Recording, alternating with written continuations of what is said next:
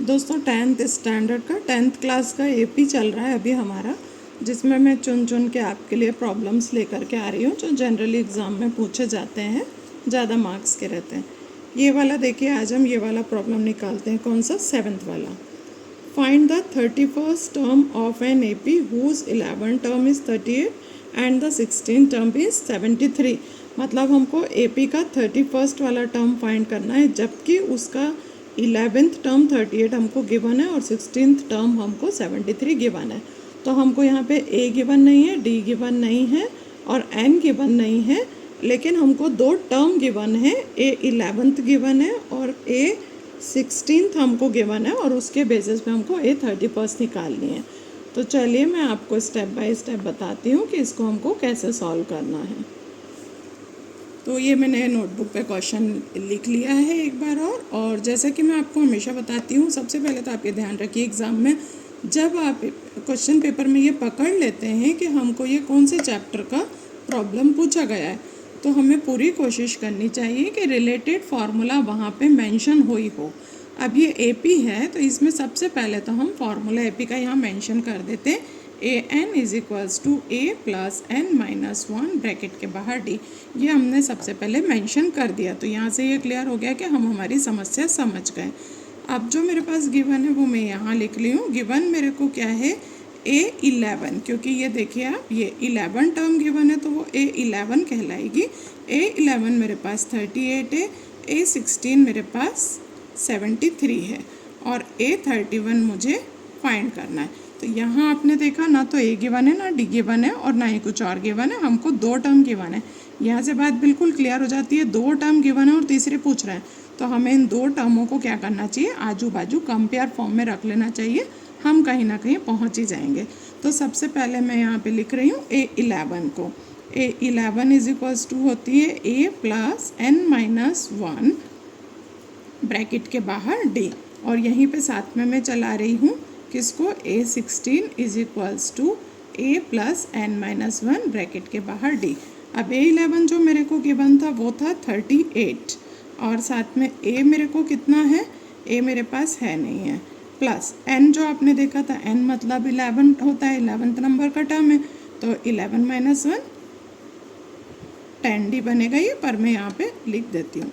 A16 मेरे को दिया था 73, ए मेरे पास है नहीं है, एन जो है वो 16 हो गया क्योंकि 16th नंबर की टर्म थी, और डी माइनस कर दिया। अब ये मेरे बन गया 38 is equal to A plus 10 d, और ये मेरे पास बन गया 73 is equals to A plus 15 D.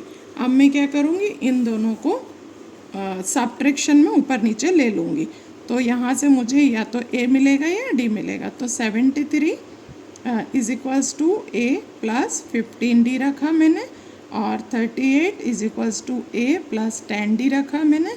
यहाँ मैंने जगह दे दिया सब्ट्रैक्शन का और दोनों को मैंने सब्ट्रैक्ट, तो ए यहाँ पे मेरा ख़त्म हो गया और 73 में से 38 जाएगा तो 13 में से 8 गया, 5 बचा और ये 3 बचा, साथ में मेरे पास यहाँ पे बचा 5D।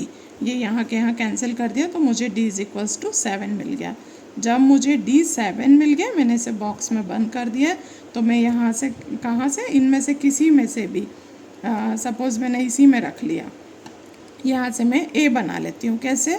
38 is equals to A plus 10D। 38 is equals to A plus 10 bracket के बाहर 7। 38 is equals to A plus 70। 38 minus 70 is equals to A. A जो है वो मुझे माइनस में मिलने जा रहा है, कितना मिलेगा यहाँ? 10 में से 8 गया 2 और 6 में से 3 गया 3। ए जो है वो मुझे क्या मिल रहा है? माइनस का 32। ए इज इक्वल्स टू माइनस 32। ए मुझे मिल गया है माइनस 32।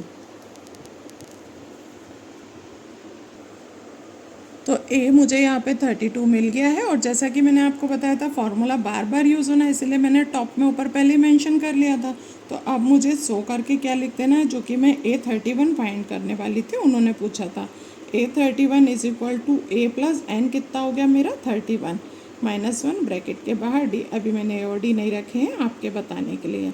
A31 करा, ए की जगह मैंने यहाँ से ए उठा लिया माइनस 32, और ये मेरा हो गया 30 और डी की जगह हो गया मेरा 7।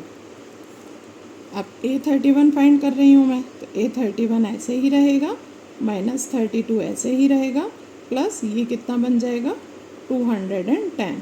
210 में से हम 32 को माइनस करेंगे तो कितना मिलेगा हमको, 10 में से 2 गया 8 और 10 में से गया 7 178। A31 नंबर की जो टर्म आई वो मेरे पास कितनी आ रही है, 178 आ रही है। तो इस तरीके से एक बार मैं आपको फोकस कर रही हूँ, धीरे धीरे आप स्टेप बाय स्टेप पूरा सम देख लें। आप स्टेप बाय स्टेप देख लें इसको, एक एक स्टेप। पहले हमको ये दोनों चीज़ें कंपेयर में रख लेनी है, फिर यहाँ से इक्वेशन बन जाएंगी, उनको यहाँ करके हमको सब्ट्रैक्ट करना है। डी बन जाएगा हमारा, डी रख करके हम यहाँ से ए फाइंड कर लेंगे, ए और डी दोनों हमारे पास आ गए। अब हम A31 फाइंड कर लेंगे, एन हमारे पास ऑलरेडी 31 था। तो ये आपका एक काफ़ी जो लेंदी सम था वो एक सिंपल फॉर्म में इजीली सॉल्व हो गया। इसमें हमें काफ़ी सारी चीज़ें मिली हैं और जहाँ तक मुझे लगता है ये 3 या 4 नंबर में आना चाहिए, क्योंकि इसमें हमने काफ़ी चीज़ें फाइंड करी हैं। चलिए मेरे साथ बने रहिए आगे के लिए। Thank you.